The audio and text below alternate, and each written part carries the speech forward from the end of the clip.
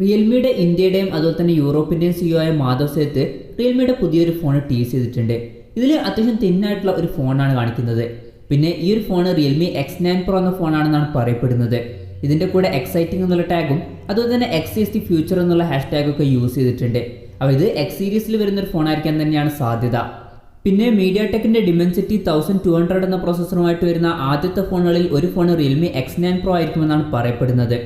ഇത് 6nm പ്രോസസ്സറാണ്.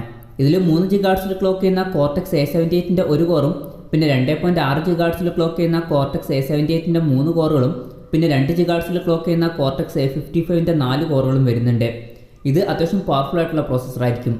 ഏകദേശം flagship ലെവലിലേക്ക് അടുത്ത് വരുന്ന ഒരു പെർഫോമൻസും കാര്യങ്ങളൊക്കെ ഈ ഒരു പ്രോസസ്സറിൽ വരുന്നതായിരിക്കും. പിന്നെ ഇതിൽ 5G സപ്പോർട്ട് ചെയ്യുന്നതായിരിക്കും. പിന്നെ ഈ ഒരു ഫോണിൽ LPDDR5ൻ്റെ റാം ആയിരിക്കും വരിക എന്നാണ് പറയപ്പെടുന്നത്. ഇതിൽ 12 GB റാം വരെ വരുന്നതായിരിക്കും. പിന്നെ ഇന്റേണൽ ഓപ്ഷൻസിൻ്റെ കാര്യം പറയുകയാണെങ്കിൽ 128 GB ഇന്റേണൽ വെർഷനും അതുപോലെ തന്നെ 256 GB ഇന്റേണൽ വെർഷനും ഈ ഫോണിൽ വരുന്നതായിരിക്കും.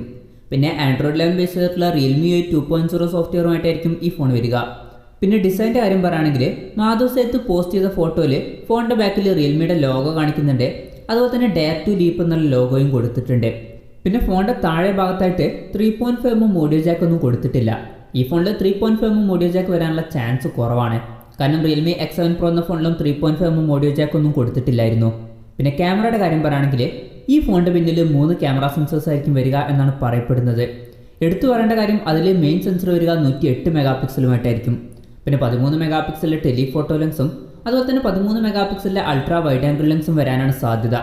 ഡിസ്പ്ലേയുടെ കാര്യം പറയുകയാണെങ്കിൽ 6.4 ഇഞ്ചിൻ്റെ OLED ഡിസ്പ്ലേയുമായിട്ടായിരിക്കും ഈ ഫോൺ വരിക. ഫുൾ HD+ റെസൊല്യൂഷനുള്ള ഡിസ്പ്ലേ ആയിരിക്കും ഇത്. പിന്നെ ഡിസ്പ്ലേയിൽ 120 Hz റിഫ്രഷ് റേറ്റ് സപ്പോർട്ട് ചെയ്യുന്നതായിരിക്കും. പിന്നെ ഈ ഫോണിൽ 4500 mAh ബാറ്ററി വരുമെന്നാണ് പറയപ്പെടുന്നത്. അതുപോലെ തന്നെ 65 വാട്ടിൻ്റെ ഫാസ്റ്റ് ചാർജിങ്ങും സപ്പോർട്ട് ചെയ്യുന്നതായിരിക്കും. Type-C ചാർജിംഗ് പോർട്ടുമായിട്ടായിരിക്കും ഈ ഫോൺ വരിക. പിന്നെ ഈ ഫോണിൻ്റെ ലോഞ്ച് ഡേറ്റിനെ പറ്റിയിട്ടുള്ള കാര്യങ്ങളും അതുപോലെ തന്നെ വിലയുടെ കാര്യങ്ങളൊന്നും ഇപ്പോൾ അറിയാൻ കഴിഞ്ഞിട്ടില്ല. ആ കാര്യങ്ങളൊക്കെ അറിയുമ്പം അതിനെ പറ്റിയിട്ടുള്ള വീഡിയോസൊക്കെ നമ്മൾ ചെയ്യുന്നതായിരിക്കും. അപ്പോൾ അതുപോലുള്ള വീഡിയോസൊക്കെ കാണാൻ താല്പര്യമുണ്ടെന്നുണ്ടെങ്കിൽ ഈ ചാനലും സബ്സ്ക്രൈബ് ചെയ്യാവുന്നതാണ്.